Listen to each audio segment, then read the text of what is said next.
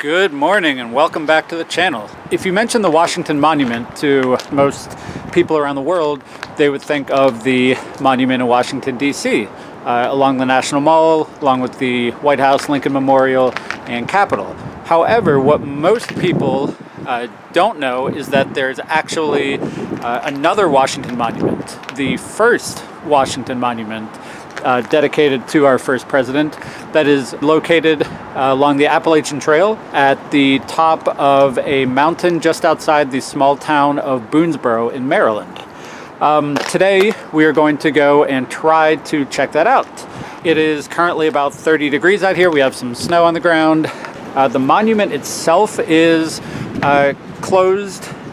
You can normally go up to the top of it, climb up it. It was apparently struck by lightning a couple years ago and has remained closed since then, but the park is open. The trail is open from what I understand, and there are a few other interesting areas up there for us to check out. So I figure I'll go get in the car, get bundled up, and go trek around in the woods for a little bit and see what we can see, and I thought I'd bring you with me. So join me today while we go see what we can find up in the small town of Boonesboro, Maryland.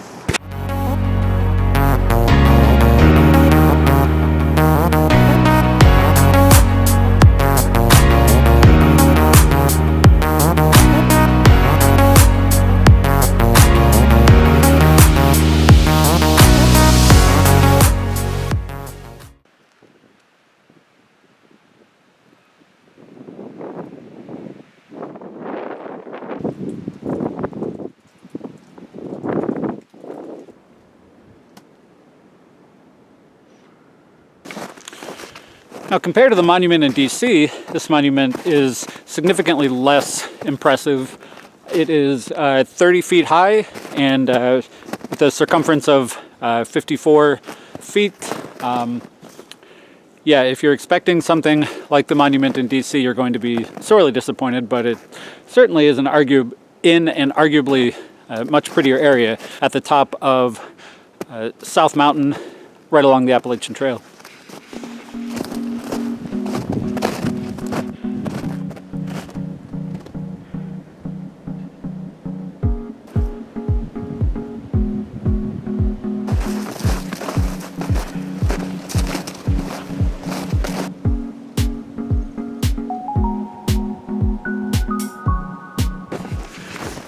The snow isn't nearly as bad as I thought it was going to be either. I'm only walking in maybe a couple inches where I thought there was going to be, possibly 6 or more.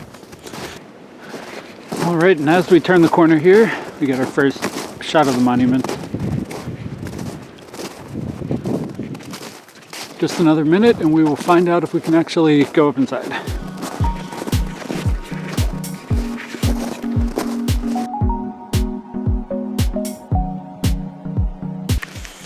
So I'm assuming the camera is going to pick it up in one of these shots, but 25 degrees air temperature with this wind howling up here makes it very, very chilly.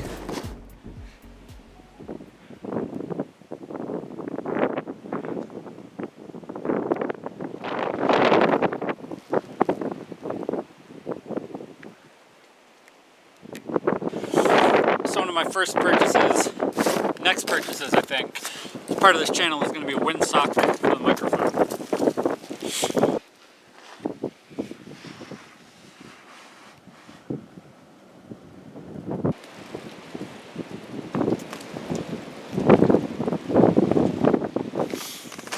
I had to come around the side of the monument here to block some of the wind. So unfortunately, as you saw, we have our answer.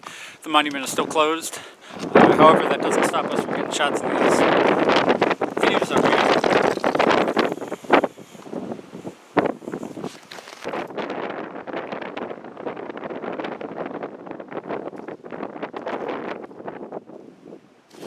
Hopefully this wind doesn't ruin these talking shots entirely.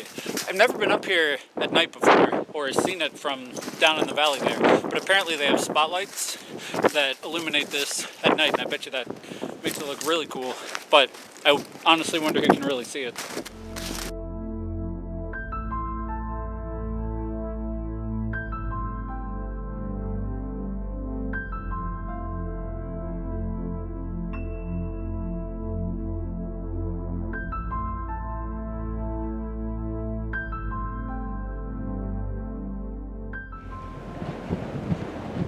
Down there, about there,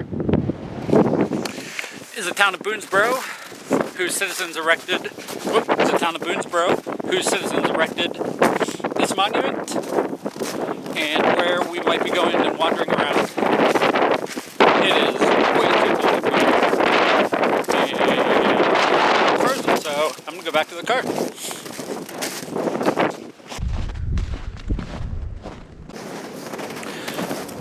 So while we are trekking back down to the parking lot, some other interesting information about the monument we just saw. During the Civil War, it was actually used as a signaling post. They had a flag system that, depending on the direction and color of the flags, indicated different letters that would spell out messages for the people down below. Similarly to Fort Armistead, which you can see we checked out in a previous video. I'll try to figure out how to put a link somewhere here or maybe down below in the description. For a number of years, this place actually fell into disrepair too and was also covered in graffiti.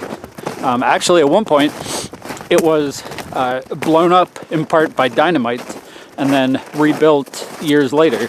So whereas other areas like Fort Armistead have been just left to nature and left to whatever local people want to do to it, this place keeps being maintained.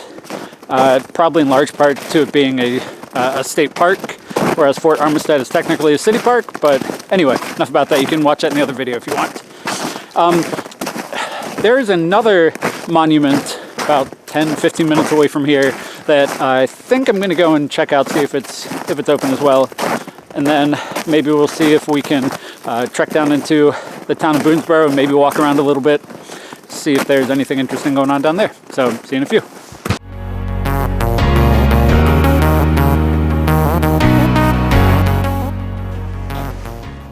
Alright, so we are here just down the road from the Washington Monument that we just saw. I figured I would stop over here really quick before heading down the mountain to check out Boonesboro, for us to check out another monument that I think is interesting. But we're here at the National War Correspondents Arch, Memorial Arch, I think. This is arguably the first and one of the only memorials dedicated to fallen war correspondents. Gathland State Park was once the mountain retreat for the Civil War correspondent George Alfred Townsend, who lived from 1841 to 1914 and wrote under the pen name Gath. While the land surrounding the arch has been under state control since 1949, the memorial arch itself falls under federal control and is maintained by the National Park Service. Built in 1896 as a memorial to his fellow war correspondents and standing 50 feet tall and 40 feet wide, the monument has a very symbolic and esoteric design. There are references to Roman architecture and mythology, including 3 9-foot-tall Roman arches representing description, depiction, and photography, as well as a replica of the famous Danish statue of Mercury about to kill Argus. On the backside of the monument are memorialized the names of 152 individuals, labeled as Army artists and correspondents. It's interesting to note that not all of these individuals lost their lives in the line of correspondence duty, so I'm unsure as to the underlying qualification for having someone's name included on these plaques. For example, one of the last names on the Army correspondence list is John Russell Young, who was a Civil War correspondent, but who went on to serve as the 7th Librarian of the U.S. Congress. Okay, like I mentioned, just a quick pit stop to check that out. I thought that was interesting and something cool to share with you guys. Now we are going to head down South Mountain and spend a few minutes checking out the town of Boonesboro and then call it a day. So I will see you guys in a few minutes.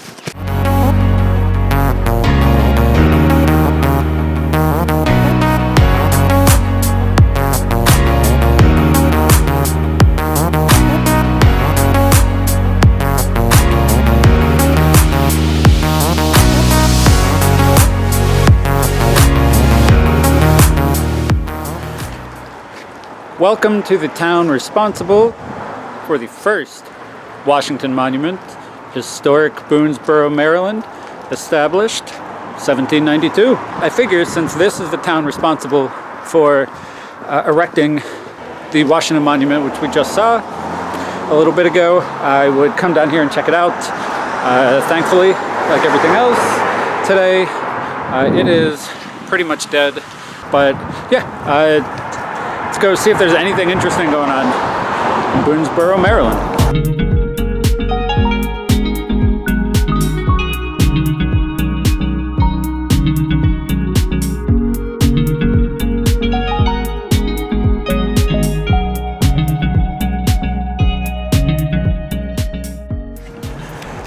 Typically, under normal circumstances, I'd pop into a restaurant or a cafe or coffee shop or something like that to grab a drink, but obviously, like most of us, trying to steer clear of doing anything that could cause any sort of exposure, so I'm not going to be doing that.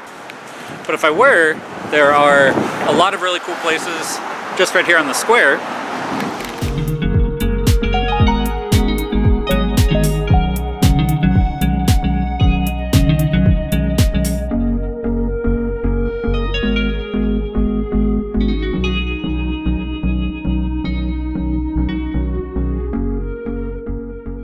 So interesting bit of history I just learned. This building up here on the corner, which is now called the Boonesboro Inn. It's always been a hotel or inn of sorts since it was built, but under different names, was the first stone building built in this town and has been standing at the square intersection since 1796. Like everything else we seem to be learning about in this area and in these videos, after a certain amount of time, these buildings and places just seem to go into disrepair. People don't want to keep them up, but they also don't want to demolish them. Same with this hotel.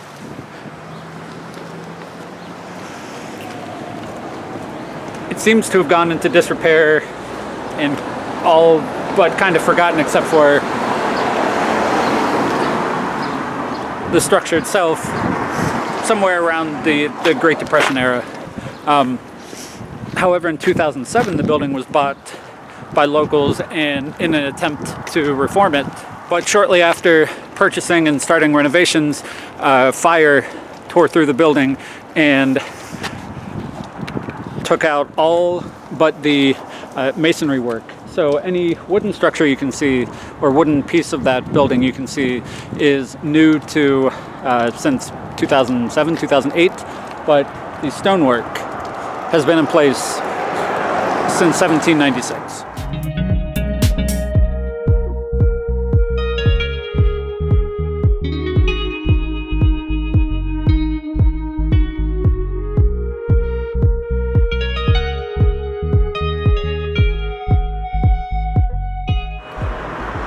So to close out today's video, I'm here on the outskirts of Boonesboro, right next to the old Homestead Country Decor Furniture Gifts and Crafts store and the Mountainside Gardens and Florist. I found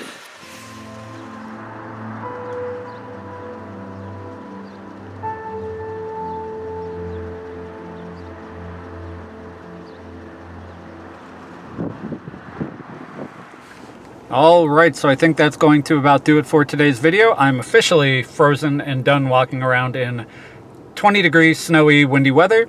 I hope you enjoyed learning a little bit about a piece of American history that not a lot of people know about. If you liked today's video, hit the like button. If you want to see more like it, hit the subscribe button, and I will see you in the next video.